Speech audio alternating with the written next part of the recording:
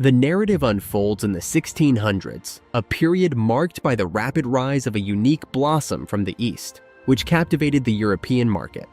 This led to a widespread frenzy, as thousands of individuals, risking their homes and lands, invested heavily in tulips, fueling a massive speculative bubble.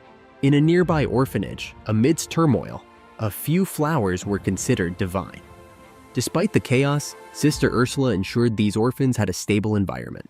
However, such acts of kindness often come at a cost. Sophia, one of the orphans, was destined to marry Cornelis, a 70-year-old spice merchant from a different city. The orphanage, in dire need of financial support, was willing to make this sacrifice to sustain itself.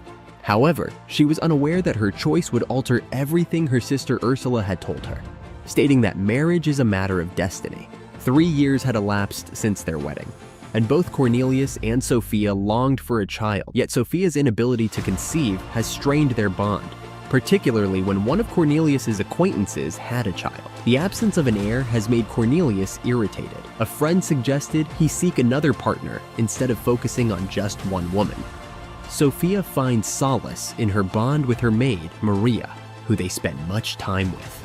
Maria is in a relationship with William, a migrant worker who makes every effort to fulfill Maria's desires. On the flip side, Sophia is not well versed in the idea of love, as her sole focus is on meeting her obligations. In a bid to keep their love alive, Cornelius employs a talented young artist named Van to paint a portrait of him and Sophia after their first encounter. Van is captivated by Sophia's beauty and the noticeable age gap between them. Sophia, who has been raised with high moral values, has never had the experience of being admired by a young man before. Following the portrait session, she feels uneasy. Sophia even attempted to persuade Cornelius not to hire the painter back, but he dismissed her concerns. Meanwhile, William is in love with Maria, but is struggling financially, so he takes a significant risk by placing a large bid on tulip bulbs, using all his savings. William tells Maria about the bid he made, explaining that if the tulips yield well, they could use the money to get married. 2 weeks later, Van returns to work on the painting. However, today, Cornelius has to leave early, leaving Sophia alone with a tulip. Van decides to paint her by herself, and as he works, he becomes deeply in love with her. Sophia, too, starts feeling restless at home. Thus, she resolved to also see him, even though their visits to each other's homes were thwarted by Van's absence. He gathered the bravery to pen a letter to Sophia, requesting she send him some tulip flowers for his artwork. He wanted to meet her in private. Sophia shared this letter with Cornelis, who believed Van truly needed the flowers for his project. Cornelius then asked Maria to bring the flowers by tomorrow, but Maria had to go to her mother, so she passed the task to Sophia, who was keenly anticipating the moment. The fear she felt was justified, as two lonely souls, both feeling out of place, were irresistibly pulled together into a deep bond. Meanwhile, Williams also managed to secure a deal with the flowers. The duty of caring for the tulips was entrusted to Sister Ursula from the orphanage, who told Williams about a unique white tulip with a pink streak that was highly valued. Williams named this flower Maria. At the flower auction, Williams ended up making significantly more money than he had anticipated. The following day, there was a gathering at a friend's place that Cornelius and Sophia were expected to go to, but Sophia had different plans. She feigned a headache and told Cornelius to go alone, taking the chance to attend the event herself. She wore Maria's attire and headed off to see Van. On her way, William spotted Sophia from behind and decided to follow her to Van's residence, where he uncovered the deception. This revelation shattered William's heart. To cope with his sorrow, he went to have a drink. Unfortunately, he lost everything he had earned for Sophia, and Van were secretly in love, yet their relationship remained hidden from everyone. It was challenging for Sophia to juggle her feelings and her conscience, which kept telling her actions were immoral, yet her deep feelings for Van and her charm constantly led her back to him. A few days later, Maria let Sophia know about her pregnancy and requested her support. Sophia assured her she would do her best to keep the secret, though she was uncertain about the consequences if someone discovered the truth. Maria became frightened and threatened to reveal the secret affair between her and Van. One evening, Sophia devised a scheme to trick her husband. She persuaded Maria to carry the child, but they had to act as though Sophia was the mother.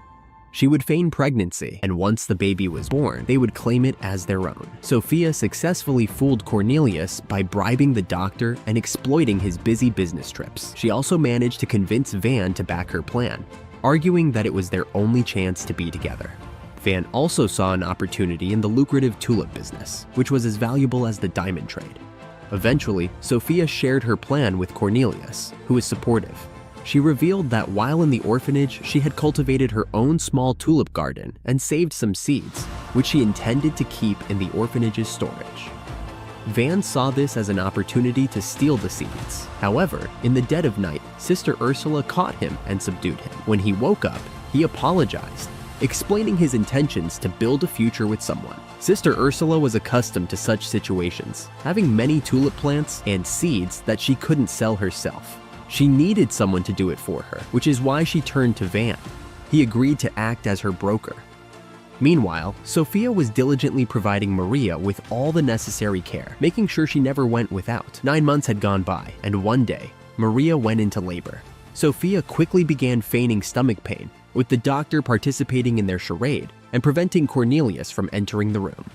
However, this act of deception left Sophia feeling incredibly guilty. Cornelius's question to the doctor about saving Sophia, if it meant choosing between her and the baby, as part of their plan upon entering the room, led to a devastating revelation.